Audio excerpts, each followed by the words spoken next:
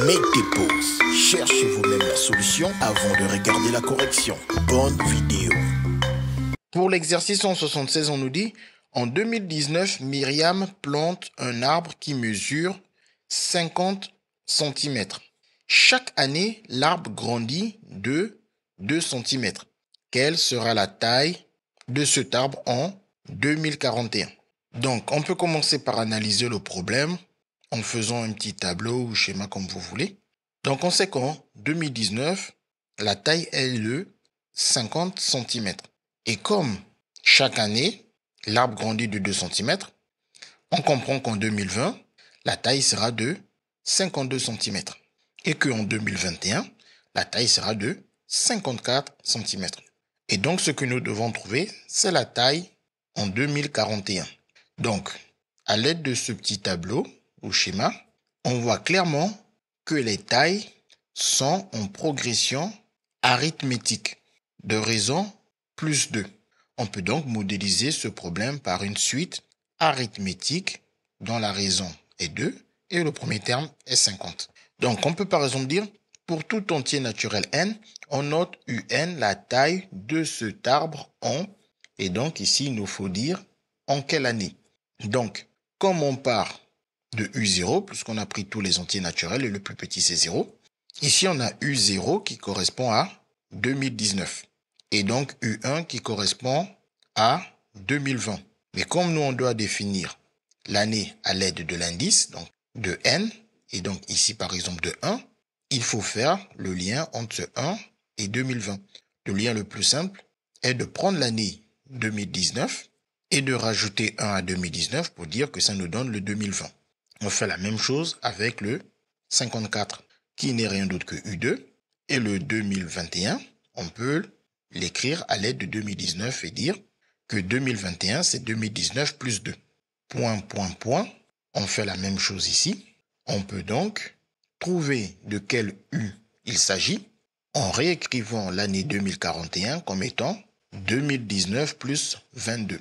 Donc, on comprend qu'ici, on cherche U22.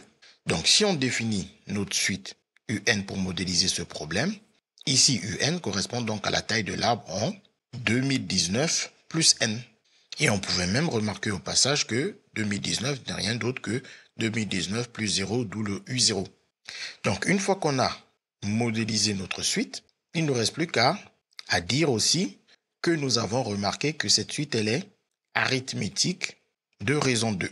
Ce qui nous permet de le dire, c'est cette phrase qui dit « Comme chaque année l'arbre grandit de 2 cm, alors la suite UN est arithmétique de raison R égale à 2. » Donc, pour un peu plus de précision, comme on ne met pas l'unité ici, on va directement mettre l'unité centimètre de ce côté et dire la taille en centimètres de cet arbre.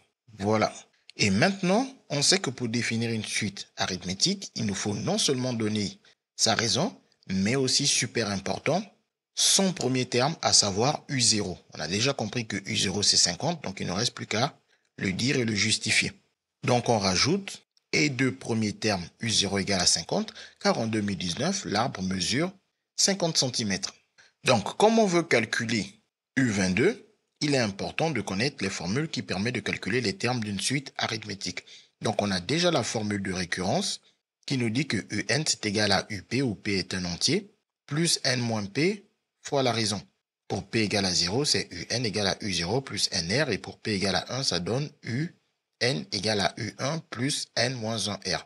Donc on pourrait se dire que comme on a U0, maintenant ici, comme on veut calculer le terme U22, on a besoin de connaître les formules qui permettent de calculer les termes d'une suite arithmétique. On a la formule de récurrence qui nous dit qu'il nous faut un premier terme UP. Ici, dans notre cas, le premier terme, c'est U0, donc P vaut 0. Et la formule de récurrence, c'est UN plus 1 égale à UN plus la raison. Le problème avec cette formule, c'est que pour calculer un terme, on a toujours besoin du précédent. Si on veut calculer U22 à l'aide de cette formule, il faut être extrêmement motivé pour calculer U21 qui permettra de calculer U22. Mais comme on n'a pas U21, on aura besoin de calculer U20. Mais comme on n'a pas U20, on aura besoin de calculer U19 et ainsi de suite jusqu'à calculer U1 à l'aide de U0. Ce qui est quand même extrêmement lent, surtout le jour d'un contrôle.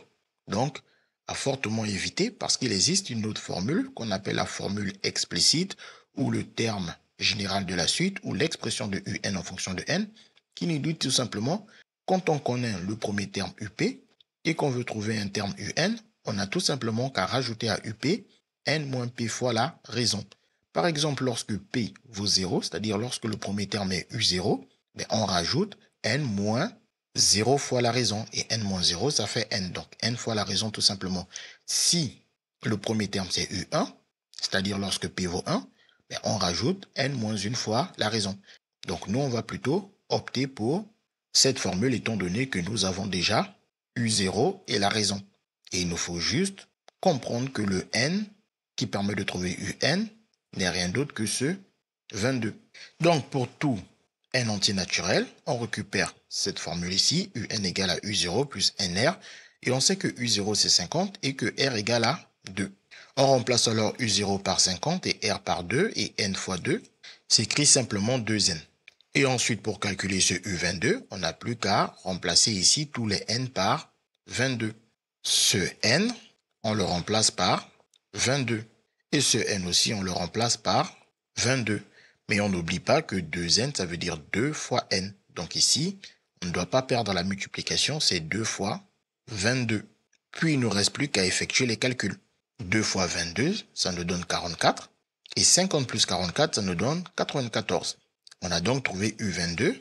Et comme on nous a posé la question, quelle sera sa taille en 2041? Il faut donc faire une phrase pour répondre à une telle question. Sa taille en 2041 sera de 94 cm. On a ainsi répondu à la question posée. CQFD, ce qu'il fallait découvrir. Les mathématiques, ce n'est pas juste la mémorisation de l'application de cours. Ça nous aide à comprendre le monde qui nous entoure et à prendre des décisions.